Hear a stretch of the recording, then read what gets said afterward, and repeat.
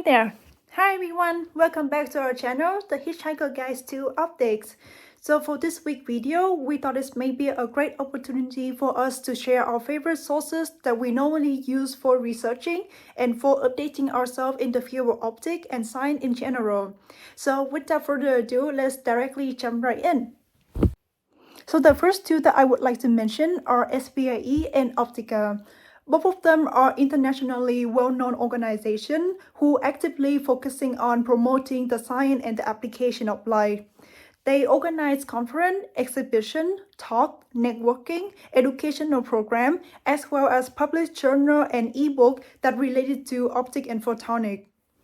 So for example, on the SPIE website, you can find a lot of journal articles who employ optical technology and optical concept in different research fields. And as you can see, this includes biophotonic and biomedical optics, remote sensing and astronomy, as well as material and nanophotonic, and so much more different research topics that you can find. On the Optica website, you can also find similar topics as well. Furthermore, I think there's a slight difference between those two, where I found that SPIE focused more on the engineering side, while Optica leaned towards the more theoretical aspect of optics. So Optica journal articles usually mention a lot of complicated mathematics and physics concepts and equations to explain their finding, their analysis, or their simulation.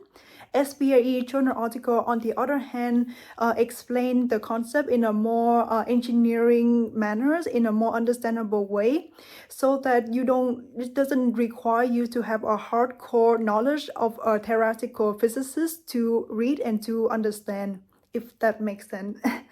And however, this is only my personal experience, and this is not always the case, of course. I just thought that the two journals complement each other very well, and you learn a lot from different aspects of optics in many different sides.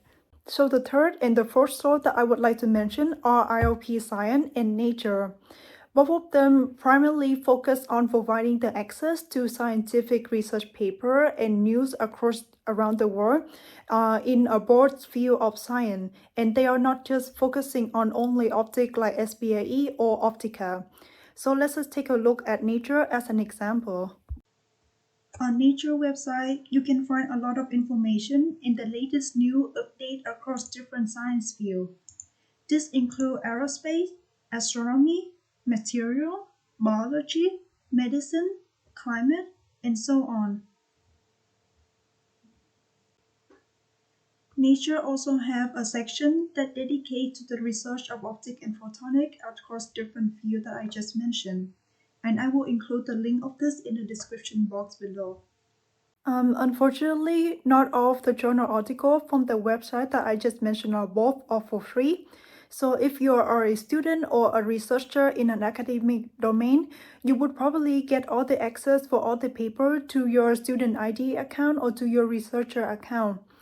But other than that, there are some paper that require you to have a monthly subscription or require you to pay in order to read and update yourself.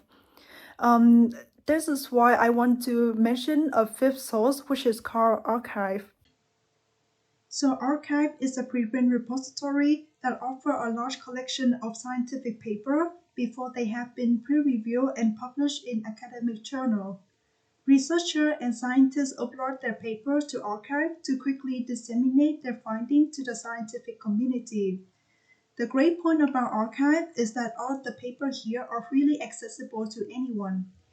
And as you can see here, arXiv offers a section that dedicates to the research in optics and photonics, and you can find a lot of papers published by authors around the world. I will also leave the link in the description box below so you can check it out if you like.